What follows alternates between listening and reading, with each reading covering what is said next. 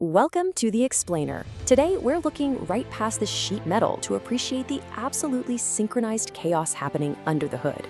I mean, you already know the hum and vibration of a combustion engine, but today we're breaking down the exact millisecond by millisecond orchestration that turns violent explosions into smooth, usable power.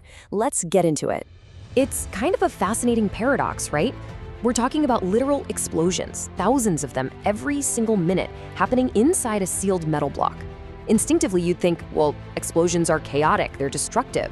Yet this intense violence is somehow harnessed to produce an incredibly smooth rotational force that just cruises you down the highway. So how on earth does that actually work? Okay, let's dive into this by defining the geometry here. The term V-engine perfectly describes the physical block itself. It takes the engine cylinders and divides them up into two distinct rows, or banks. These banks tilt toward each other at a very specific angle, giving us that signature V shape. And they both connect down to one single shared crankshaft. Let's build it in our heads from the bottom up. Start with just one cylinder. A piston, a connecting rod, and a crankshaft. Simple enough. Now duplicate that. Arrange those multiple cylinders into two distinct angled banks and drop all of those connecting rods onto the exact same shared crankshaft. Suddenly, this super complex architecture starts to make logical sense. But to truly grasp the V engine's rhythm, we have to zoom in on the familiar heartbeat happening inside every single cylinder, the four-stroke cycle. Every single explosion we just talked about relies entirely on this meticulously timed process. We're talking intake, compression, power, and exhaust. It's honestly a masterclass in timing. First, the intake.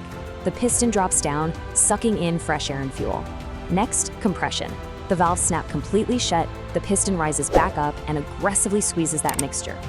Then comes the power stroke. A spark ignites that highly pressurized chamber, blasting the piston downward. And finally, exhaust. The piston rises one last time to clear out the spent gases. Down, up, and this brilliantly illustrates the true engineering elegance at play here. See, pistons move strictly up and down, but your wheels, they need to rotate. That connecting rod acts as the vital bridge between the two. As the piston is violently blasted downward, the rod pushes against the offset journals of the crankshaft, basically forcing it to spin.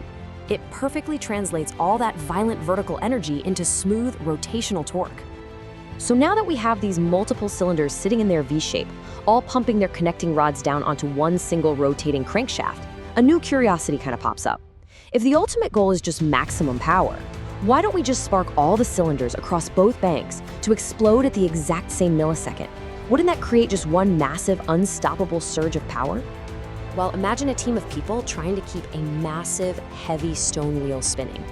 If everyone shoves it at the exact same millisecond, you get one massive, jarring jolt, and then it rapidly slows down. It's incredibly harsh. But if they perfectly stagger their pushes in a continuous wave, the wheel spins effortlessly. That right there is exactly what engineers are achieving with an engine's firing order. Which brings us to the variations, starting off with a V6. 3 cylinders on the left, 3 on the right. Because they share a crankshaft, the firing order has to be meticulously mapped out to balance those alternating explosions. It's a total marvel of packaging, really, offering a fantastic balance of power while staying compact enough to fit into almost any daily driver out there. Interestingly enough, a lot of early V6 designs were notoriously rough, at least until engineers perfected the split-pin crankshaft to finally smooth out those odd firing intervals. Step it up to the legendary V8, and man, the engine's entire character just shifts. With 8 cylinders firing in this carefully orchestrated sequence, the power delivery overlaps significantly. It creates this incredibly smooth, yet super aggressive surge. And the specific geometry of a V8, particularly the cross-plane crankshaft, is exactly what creates that deep, distinctive burble that automotive enthusiasts just instantly recognize. You know the sound. Escalating even further, we reach the V10, 5 per bank. By adding more cylinders, engineers dramatically increase the frequency of combustion events per revolution. This allows V10s to rev much, much higher, delivering a radically different, almost shrieking exhaust note. Think of the legendary Lexus LFA or those early 2000s Formula One cars. Just wild. And finally, the mechanical masterpiece itself, the V12. With 6 cylinders overlapping perfectly in each bank, the power delivery is incredibly smooth. It's almost turbine-like, The push on the crankshaft is just unrelenting. But naturally, this requires an immense number of moving parts, which adds significant weight and frictional loss. And that's exactly why it remains a super rare layout, pretty much exclusively reserved for top-tier luxury flagships and hypercars. Now, you might be wondering how the V configuration compares to having all the cylinders in just one straight line, the inline layout. Look, neither is universally better. It's a classic objective engineering trade-off. The V engine's massive advantage is packaging. It fits way more cylinders into a much shorter space, but it requires two cylinder heads and really complex exhaust routing. An inline engine, on the other hand, is simpler to manufacture and naturally has perfect balance in certain setups.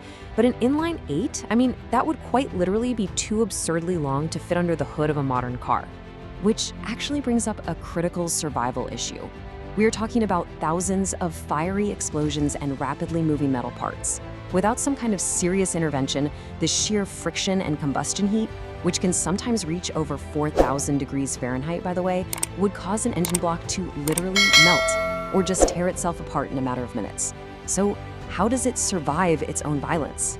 The answer lies in two vascular systems running right through the metal itself. First up, lubrication. You've got an oil pump forcing specially formulated oil through tiny micro passages to coat the bearings and pistons. This prevents catastrophic metal-on-metal wear. Second, cooling.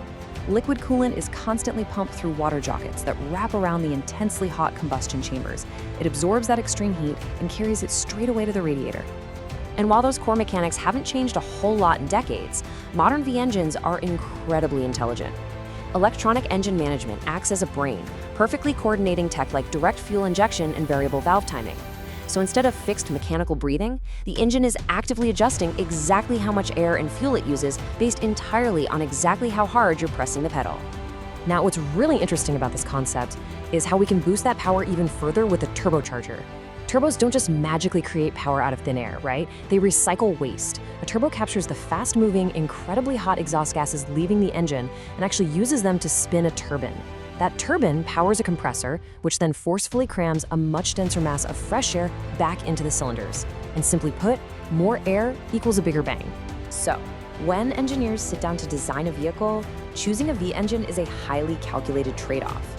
The pros are fantastic. You pack massive power into a short space, you leave more room for the passenger cabin, all while getting incredible torque. But the cons are definitely real. You're essentially building the top half of two separate engines. That means double the cylinder heads, double the camshafts, super complicated exhaust routing, and honestly, a much bigger headache for mechanics. So as you can see, a V engine is far more than just a block of metal shaped like a letter.